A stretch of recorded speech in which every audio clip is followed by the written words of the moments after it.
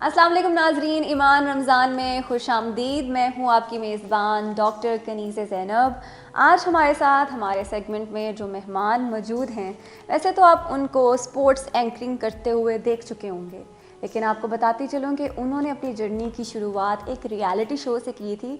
तो उनसे हम खुद पूछेंगे। तो मिलते हैं इस्मा से। अस्सलाम वालेकुम इस्मा। वालेकुम सलाम Kaneeza, thank you so much for having me on the show and I am very excited क्योंकि ज़ाहिर है डिजिटल पे पहली दफ़ा हो रहा है। हम देखते हैं टीवी चैनल्स पे तो हो रहा होता है पूरा पूरा दिन, सहरी के वक्त और फिर इफ्तार में दोपहर 1 बजे से ट्रांसमिशन शुरू हो जाती हैं। बट आई थिंक अब क्योंकि इतना डिजिटल हो गया है सब कुछ टीवी से निकल के मोबाइल्स पे आ गया। पाकिस्तान की जो पहली डिजिटल ट्रांसमिशन है, इसके पीछे जो दिमाग है वो हमारी अपनी ही दोस्त अरूसा खान का है। ये उसी का आइडिया था कि जो पाकिस्तान में ना हम पहली दफ़ा डिजिटल ट्रांसमिशन करते हैं। चैनल्स पे तो हर कोई करता रहता है, तो क्यों ना हम ऐसे टाइम्स पर डिजिटल करें। नहीं, अच्छा आइडिया है और अरूसा डिजिटल पे बड़ा अच्छा काम कर रही है।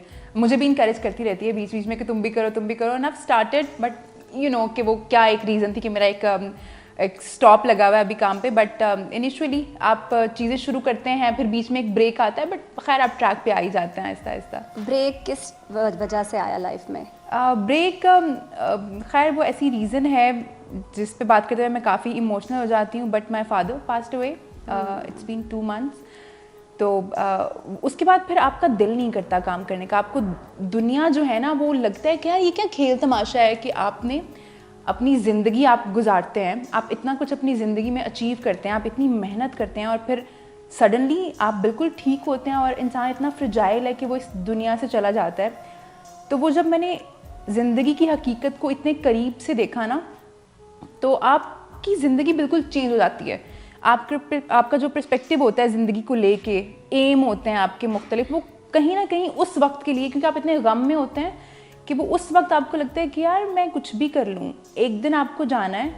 तो फिर आप अपने लिए पॉज लेते हैं, आप ख़ुद को टाइम देते हैं। तो मुझे लगा कि वो बड़ा ज़रूरी है कि अगर मैं ठीक नहीं हूँ, मैं मेंटली ठीक नहीं हूँ, मैं उस एबिलिटी में नहीं हूँ कि मैं काम कर सकूँ या मैं दुनिया को फेस भी कर सकूँ, या मैं फेस कर सकती थी बट मैं चाहती नहीं थी कि मैं बाहर जाऊँ, मैं लोगों से मिलूँ, मैं लोगों को देखूँ। I can totally relate it with my own life because जब मेरी अम्मी की डेथ हुई थी सितंबर 21 में ड्यू टू कोविड, तो मेरा भी एक यही फेज़ था।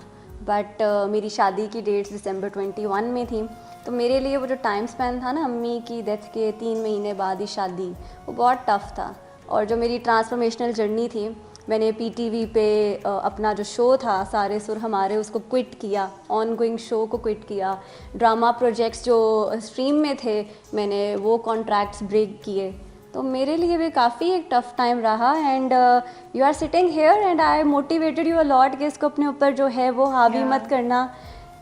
एज अ मुस्लिम ये हमारा ईमान है कि मौत बरहक है, बिल्कुल, और मौत का टाइम जो है वो मुकर्रर है। हमने भी एक दिन इस दुनिया से रुखसत होना है। सो जो इंसान इस दुनिया से जा चुका है, उसमें हमें अपने ऊपर एक नेगेटिव इम्पैक्ट नहीं लेना चाहिए कि ये मेरे साथ क्यों हुआ।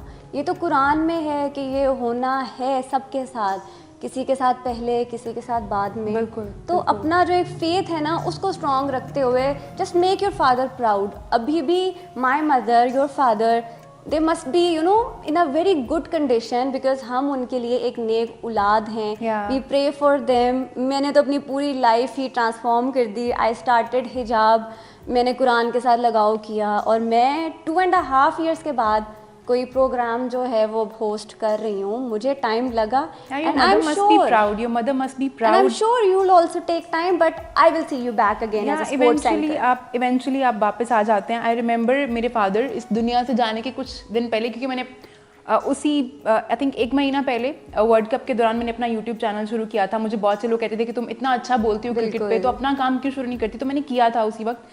तो मैं क्योंकि हम लोग उम्रा पे थे, तो मेरे अब्बू मुझसे पूछ रहे थे कि तुम बना रही हो, वीडियो अपलोड कर रही हो। लाइक उनको इतना प्राउड फील होता था। हालांकि वो बहुत रिलीजियस थे, बट रिलीजियस होने में और एक्सट्रीमिस्ट होने में ना एक बड़ी बारीक सी लाइन है जो लोग क्रॉस कर देते हैं। तो मेरे फादर वो इतने सपोर्टिव थे कि उनको बड़ा प्राउड होता था मुझ पर कि उनकी बेटी जो है वो एक ऐसी फील्ड में काम करी जिसमें पाकिस्तान में आपको बहुत कम लड़कियां मिलती हैं जो स्पोर्ट्स पे बात कर सकती हैं, जो क्रिकेट पे बात कर सकती हैं। तो माई कज़न टोल्ड मी, वो अब्बू के जाने के बाद घर पे आई हुई थी, क्योंकि मेरे फादर बहुत रिलीजियस थे, तो मेरी कज़न्स को लगता था कि शायद उनके चचा को अच्छा नहीं लगता होगा कि उनकी जो बेटी है वो टीवी पे बैठ के शोज़ करती है। तो मेरी कज़न ने अब्बू से पूछा कि आपको कैसा लगता है कि इस्मा जो है वो टीवी पे बैठती है और शोज़ करती है। और तो मुझे ये बात नहीं पता थी उससे पहले, बट मेरे फादर ने मेरी कज़न को बोला कि आई am very proud of her, मेरी बेटी में इतना कॉन्फिडेंस है कि वो ये हर कोई नहीं कर सकता, हर कोई अपने ख्यालात को अल्फाज में ढाल के लोगों को बता नहीं सकता,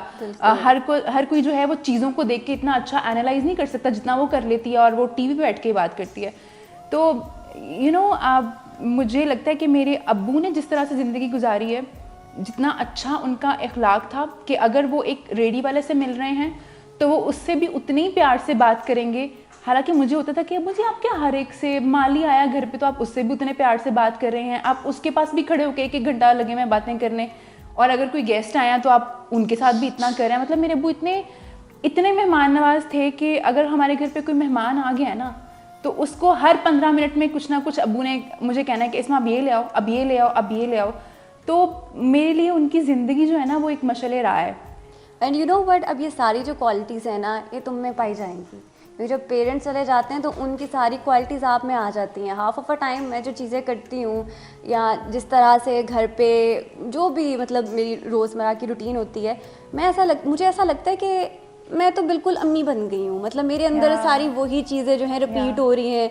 अक्सर जब हम तंग आ जाते थे कि क्या आप ऐसे क्यों कर रही हैं, किस लिए कर रही हैं, अब हम ही वही चीज़ें जो है ना रिपीट कर रहे होते हैं, आप वही बन जाते हैं। Exactly. अब जैसे मुझे ना ये होता था, मैं मतलब बुरी बात है बट मुझे लगता था कि यार एक माली आया तो उसके साथ 2 घंटे आपको क्यों ज़रूरत है स्पेंड करने की, आप उससे क्यों अच्छे से बात करेंगे, मतलब उसको अपना काम करने देना। मैं चिढ़ जाती थी इस बात पे। अब वही चीज़ अपने अंदर बट अब मुझे अब वही माली आके जब मेरे अब्बू के बारे में भाइयों से बात करता है और वो कहता है कि अंकल बड़े अच्छे थे, तो मुझे लगता है कि यार ये छोटी छोटी चीज़ें कितनी मैटर करती हैं, क्योंकि लोग आपको अच्छे लफ्ज़ों में याद करते हैं तो ये भी आपके लिए जो है वो एक सवाब का बायस होता है कि लोग आपको अच्छे लफ्ज़ों में याद कर रहे हैं। बिल्कुल। तो वो इखलाक जो है जिसको मैं उस वक्त शायद मुझे लगता था कि यार टाइम वेस्ट कर रहे हैं अब्बू अपना, तो अब मुझे लगता है कि वो अच्छा इखलाक उनकी और बगैर इन्वेस्टमेंट किसी तकसीम के, कि ऐसा नहीं है कि कोई क्योंकि आपका रिश्तेदार है, कोई फाइनेंशियली बहुत अच्छा है, आपके बराबर का है, तो आप उसके साथ सिर्फ अच्छे तरीके से बात करें। बट कितना ज़रूरी है कि जो लोग आपको कोई फ़ायदा नहीं पहुंचा सकते आप उनके साथ भी रुक के वैसे ही मिलें। इसमें मुझे ये बताओ कि करियर की शुरुआत रियलिटी शो से हुई थी, तो मैं जानना चाहूँगी कौन सा रियलिटी शो था और किस तरह से जो है ऑडिशन दिए, कहाँ अप्लाई किया? यार आई वॉज अ बैंकर, क्योंकि मैं बिजनेस ग्रेजुएट हूँ। अच्छा। तो उसके बाद मैंने अपना जो होता है हर एक का एक ख्वाब होता था, मेरा बचपन से ही था कि मुझे बैंक में जॉब करनी है। हाँ, ये भी था कि मुझे बड़ा फेमस होना है, मुझे एक्टिंग करनी है, मुझे क्रिकेट में कुछ करना है, बट मुझे रास्ता नहीं पता था कि आप कहाँ जाते हैं अगर आपको एक्टिंग करनी है, या अगर आपको स्पोर्ट्स प्रेजेंटर बनना है तो आपको कहाँ जाना है, बिकॉज उस वक्त तो पाकिस्तान में इतना ट्रेंड भी नहीं था। लड़की तो मैंने कोई नहीं देखी थी अपने बचपन में, अभी ज़ैनब आ गई उसके बाद, लेकिन उससे पहले कोई खातून उस तरह से आपको प्रेजेंटर नज़र नहीं आती थी। जर्नलिस्ट होती थी बट प्रेजेंटर्स नहीं होती थी। तो एक दिन ऐसे ही मैं बैंक में थी तो मुझे एक मैसेज आया वीट जो है ब्रांड, उनकी तरफ से कि यहाँ पे ऑडिशंस हो रहे हैं मिस वीट के लिए, और अगर आप लोग आना चाहें तो आप ज़रूर आएँ। और लिखा हुआ था कि आप अपना पासपोर्ट जरूर लेके आएं, क्योंकि शूट होना है थाईलैंड में, जो नंबर पे सब लोगों को जाते हैं। वो उस तरह का मैसेज था। अब जब वो मैसेज आया मुझे तो मुझे लगा कि यार ये तो फेक है। ऐसा थोड़ी होता है कि आप रैंडमली लड़कियों को सिलेक्ट करें, पूरे पाकिस्तान से 12 लड़कियां आप सिलेक्ट करें, आप उनको थाईलैंड ले जाएं शूट के लिए। तो मुझे बस शौक था अपने आप को टीवी पे देखने का, तो मैंने कहा चलो यार ऑडिशंस में तो दिखूंगी ना, तो चली जाती हूँ ऑडिशन में। तो अब जब मैं ऑडिशन में पहुंची और वहाँ पे बहुत रश था, कोई 600-700 के करीब लड़कियाँ थीं। पर्ल कॉन्टिनेंटल लाहौर में ऑडिशंस हो रहे थे। अच्छा। और जब मैं पहुँची वहाँ पे और मैं लेट हो चुकी थी बिकॉज मैं काम कर रही थी उस दिन, और टाइम जो था ऑडिशंस का वो 1 बजे तक था, और मैं 1 बजे मुझे फ्री होना था अपने वर्क प्लेस से। और फिर मुझे उसके बाद घर गई, मैंने अपना पासपोर्ट उठाया, मैं वहाँ पहुँची और बारिश भी हो रही थी उस दिन, तो काफ़ी ड्रामेटिक है, काफ़ी फिल्मी सीन था। बट वो जब मैं वहाँ तक पहुँची तो 3 बज चुके थे और जो दरवाजे थे वो बंद हो चुके थे। तो मैंने गार्ड को बोला कि बस मुझे देखना है अंदर क्या हो रहा है, प्लीज़ मुझे जाने दें, मुझे जाने दें। अब पता नहीं मेरी किस्मत में था क्योंकि, तो उसने दरवाज़ा खोल दिया। हालांकि मुझसे पहले बहुत सारी लड़कियां उनको कह चुकी थी कि उनको अंदर जाना है, बस तो आप दरवाज़ा खोल दें, पर उसने किसी के लिए नहीं खोला था और मेरे सामने उसने मेरे लिए खोला, मुझे जाने दिया।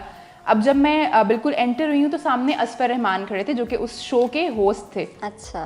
उन्होंने मुझे देखा, उनको शायद मैं अच्छी लगी पर्सनालिटी और सब, क्योंकि उस शो का मोटो ये था कि वो अच्छी पर्सनालिटी, जो लोग अच्छा कम्युनिकेट कर सकते हैं, जो लड़कियां कॉन्फिडेंट हैं, वो उनको सिलेक्ट कर रहे थे। तो वो मेरे पास आए, मैंने उनको बोला कि मुझे पार्टिसिपेट तो करना है, बट मुझे सब लोग कह रहे हैं कि आप पार्टिसिपेट नहीं कर सकते। फिर उन्होंने जाके आमना से बात की। आमना जो एक्ट्रेस हैं और हमारे शो को होस्ट करी थी, हमारे शो के होस्ट थे उस वक्त अदनान सिद्दीकी, हरीम फारूक और आमना। सो उन्होंने जाके आमना से बात की कि आमना ये लड़की मुझे अच्छी लग रही है, तो क्यों ना हम इसको भी ऑडिशंस के लिए जो है वो रजिस्टर्ड कर लें। फिर मैं ऑडिशन के लिए रजिस्टर्ड हुई उस तरह से, और फिर हम लोगों ने ऑडिशन किया और कुछ 7-8 लड़कियों में से I was one of the top 3 जो उस दिन सेलेक्ट हुई थी। नाइस। तो बस ऐसे ही मैं गई कि ये सब तो फेक होता है, ऐसे थोड़ी होता है कि रैंडमली लड़कियों को सिलेक्ट करेंगे और इतना बड़ा शो करेंगे। मतलब जस्ट चेक करने गई थी कि असलियत है कि जस्ट फेक है। हाँ, और थाईलैंड पहुंच गई इसी तरह चेक करते करते। बिल्कुल चेक करते करते हम थाईलैंड पहुंच गए और बहुत बहुत अच्छा एक्सपीरियंस था। तो घर वालों को क्या मतलब रिएक्शन था जब उन्हें बताया कि मैं तो सिलेक्ट हो गई हूँ, मैं थाईलैंड जा रही हूँ? वो सब हैरान थे, क्योंकि मैं कह के आई थी अम्मी को कि मैं बस 1-2 घंटे में वापस आ रही हूँ। मुझे लगा था कि बस ऐसे ही जाऊँगी, वापस आ जाऊँगी। लेकिन जब मैं सिलेक्ट हो गई तो वो सारा इतना लंबा प्रोसेस था, आपको भी पता रिकॉर्डिंग्स में कितना टाइम लगता है। तो मैं कुछ रात के 12 बज गए थे। अब मुझे तो सिलेक्ट होने की खुशी ज़्यादा घर में जाके जूते कितने पड़ेंगे उसका डर लग रहा था। टू बी ऑनेस्ट मुझे था कि इतनी देर हो गई है, घर से कॉल्स पे कॉल्स आ रही थी और मैं बस ये कही थी मैं भी आ रही हूँ। बट मैं बहुत खुश भी थी। और मैं जब घर पहुंची मैंने दिखाया कि ये देखें मुझे मिला है टिकट। वो एक डमी टिकट था जो थाईलैंड का बताइए एग्जैक्टली, क्योंकि प्रोसेस तो भी चीज़ें होनी थी। और मैंने उनको बताया कि इसी महीने 15 दिन के बाद हम लोग थाईलैंड जा रहे हैं और वहाँ हमें ये प्रोग्राम शूट करना है। अम्मी बहुत खुश थी, अब्बू बहुत खुश थे। और भाई, आपको पता है थोड़ा हमारी फील्ड उस तरह की है कि इतना सपोर्ट किया नहीं जाता शुरू में। तो मेरे भाइयों को था कि यार ये क्या है, अजीब ड्रामेबाजी है, अभी थाईलैंड जाएंगे। हाँ, मैं एक ही बहन हूँ, मेरे 3 भाई हैं, तो वो ज़रा प्रोटेक्टिव भी ज़्यादा है मुझे लेके। तो उन लोगों का था कि यार ये क्या ड्रामेबाजी है, अब इसने थाईलैंड जाना है शूट करने, पहले इसके नखरे इतने हैं। वो एक बच्ची ज़्यादा पैम्पर की जा रही थी ना घर पे, तो उनका था कि पहले इसके इतने नखरे हैं, अब ये थाईलैंड होके आएगी, शूट करके आएगी, सेलिब्रिटीज़ के साथ रह के आएगी, तो पता नहीं इसके मिजाज मिलेंगे या नहीं। बट खैर वो मिजाज ना मिलने वाला तो सीन नहीं है, क्योंकि मुझे लगता है कि हम भी काम करते हैं, हम भी उस फील्ड में मेहनत करते हैं, और ये जो स्टारडम और तो लोग इज्जत करते हैं, प्यार देते हैं, वो एक अलग चीज़ है। बट मैं इसको सर पे सवार नहीं करती हूँ, ना कभी किया। बट बहुत अच्छा एक्सपीरियंस था and I learned a lot. ये ज़िंदगी में पहली दफ़ा था कि मैं अकेली ट्रैवल कर रही हूँ कहीं, और वो भी आउट ऑफ कंट्री जा रही हूँ, और वो भी एक प्रोग्राम के लिए, एक शो के लिए। Paid trip. हाँ, पेड ट्रिप। बड़ा मजा बैंकिंग को मतलब क्यों अल्लाह हाफिज किया? कभी सोचा नहीं कि मैं दोबारा से बैंक में जो है जॉब करूँ या अपनी बैंकिंग करियर को परस्यू करूँ? यार टू बी ऑनेस्ट नहीं, क्योंकि आप भी सेम फील्ड से हैं। आर्ट जो है ना, वो एक ऐसी चीज़ है कि वो अल्लाह ताला ने आपको दी हुई है। वो एक स्किल, वो एक आप कह लें कि जो काबिलियत आप में है वो बाकी बहुत से लोगों में नहीं है। तो जो आप में है और आप जो उस चीज़ को करते हुए एंजॉय करते हो, जैसे मुझे कैमरे के सामने होना अच्छा लगता है, मुझे एक्टिंग करना अच्छा लगता है, मुझे बात करना अच्छा लगता है, तो मुझे एक टेबल के पीछे बैठ के लोगों के चेक प्रोसेस करते हुए उतना अच्छा नहीं लगता। मैं बैंक शौक की बात है कि जिस चीज वैसे भी इंसान को वही काम करना चाहिए जो उसे करने में ना मजा आता है। बिल्कुल। तो मुझे बहुत मज़ा आता है जो मैं काम कर रही हूँ उसमें। शायद क्योंकि जैसे आपने कहा कि वो एक रिलीजन की तरफ आप बहुत ज़्यादा जाना शुरू हो जाते हैं जब आप अपनी ज़िंदगी की हकीकत को पहचानते हैं।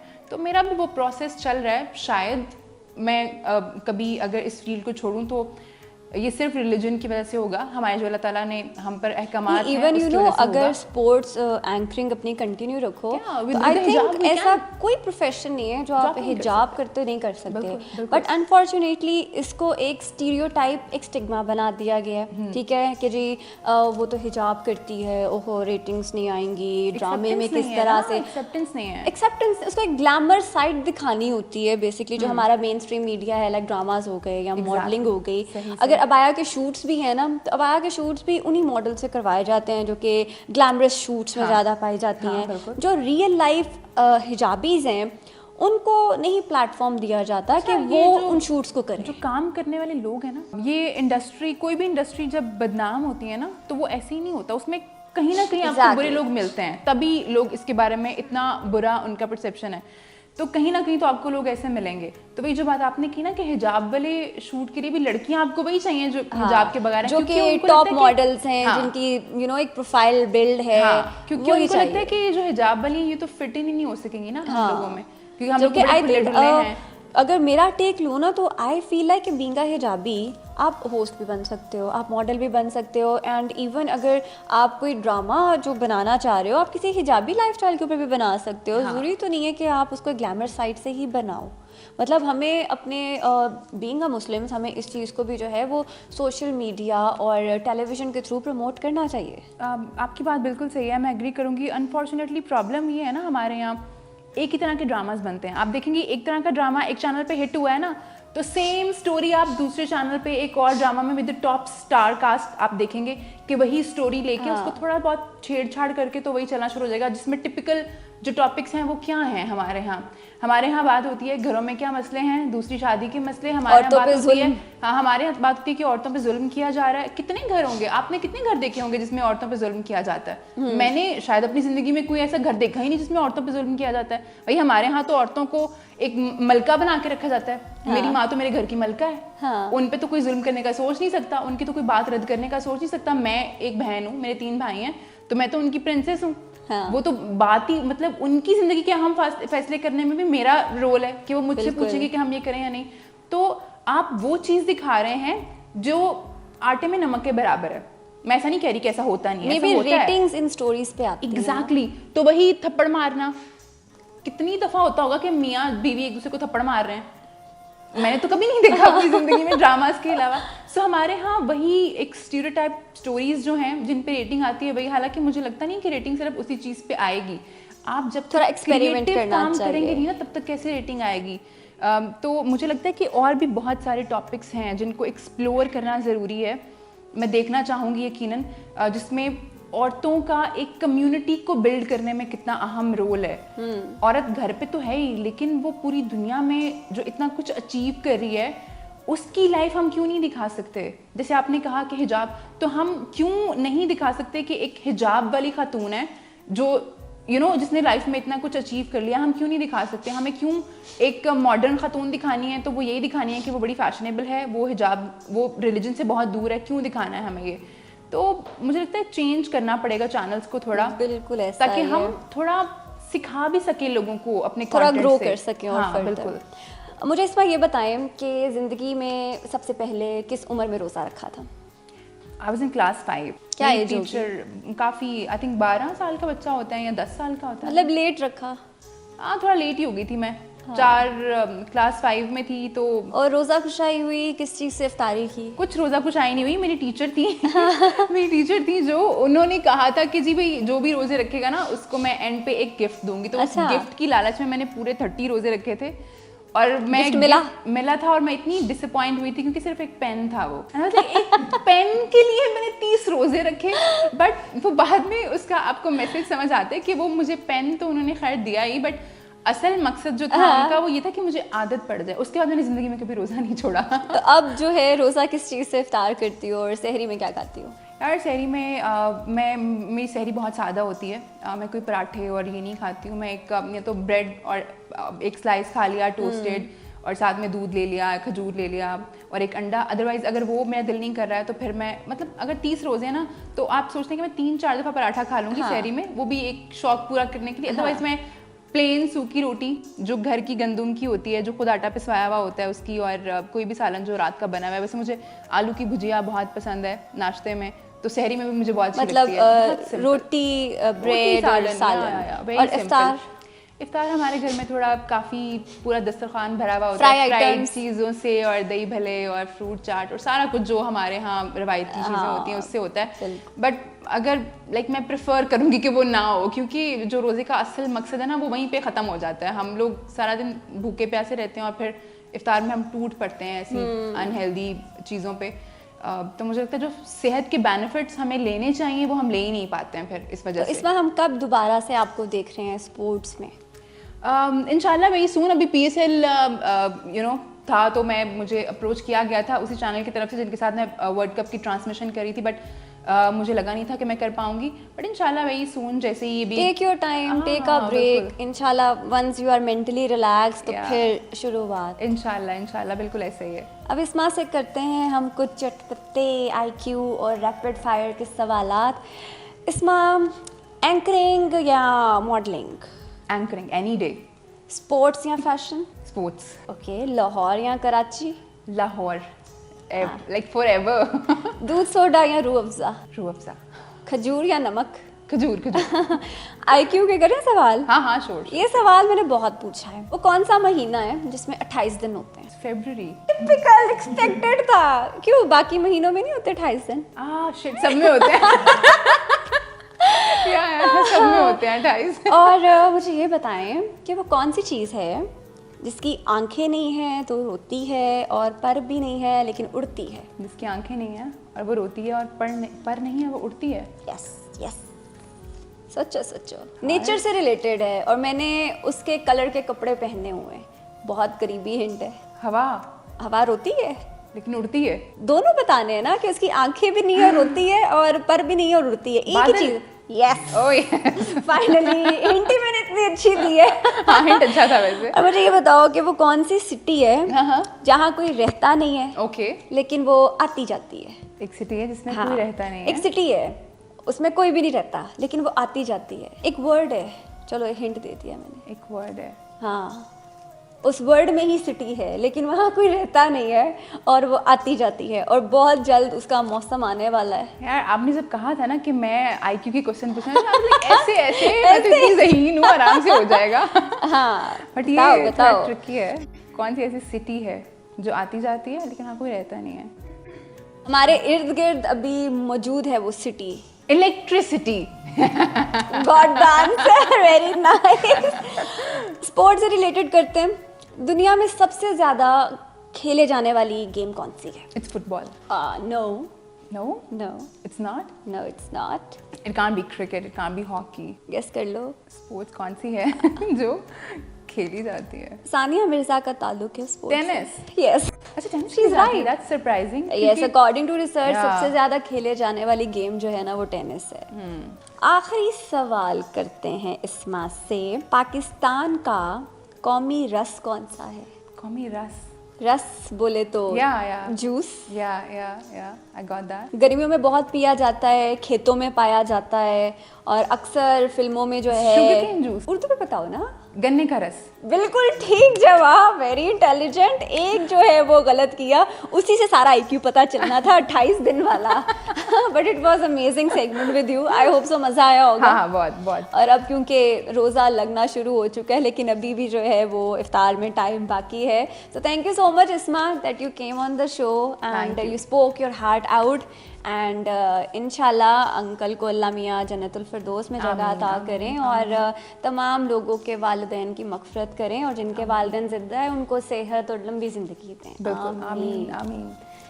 तो इसी के साथ हमारा आज का सेगमेंट होता है एंड। मेरी तरफ से आप सबको खुदा हाफिज़। लेकिन आप कहीं भी मत जाइएगा, क्योंकि हमारा अगला सेगमेंट आ रहा है ईमान रमज़ान पे, स्पॉन्सर्ड बाय एन नगर, परफेक्टम, एनर्जिया एंड कॉस्मेटिको।